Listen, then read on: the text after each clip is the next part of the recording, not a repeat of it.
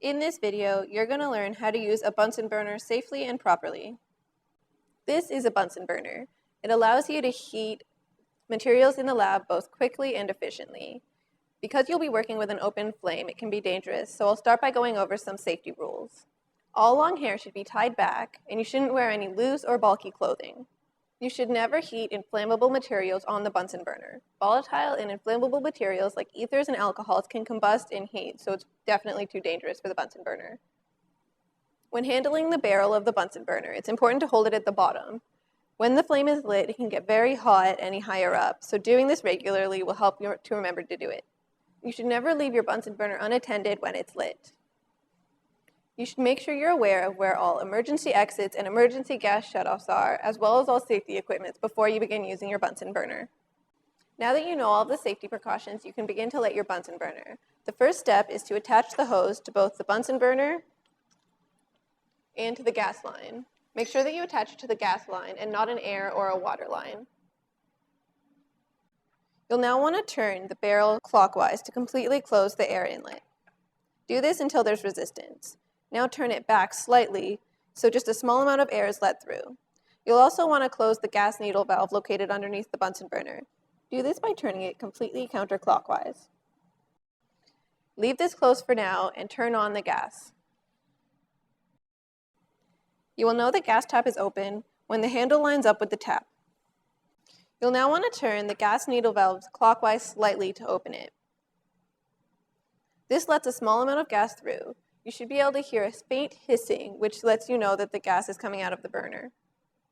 The next step is to take your flint and generate sparks over your Bunsen burner. You may want to practice this a few times before you turn the gas on, just like I'm doing. To do this, you want to push up and across.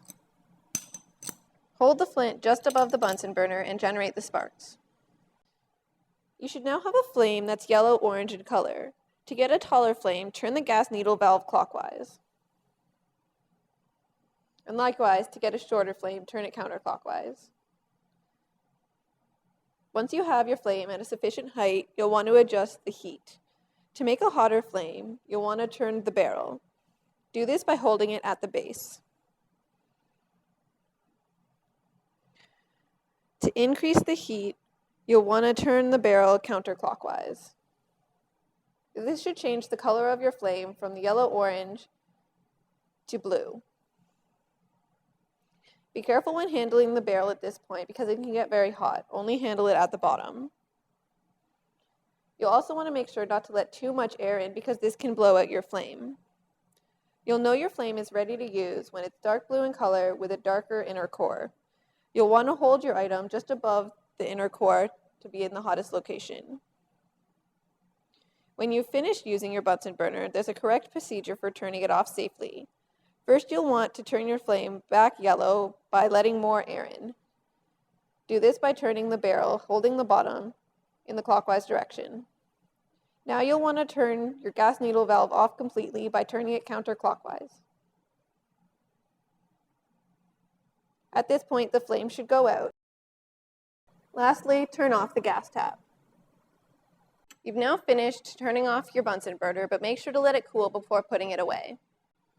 Using a Bunsen burner can be intimidating to even some of the most experienced chemists, but if you follow the instructions and safety protocols that I've taught you, you can always make sure that you proceed with the utmost safety precautions.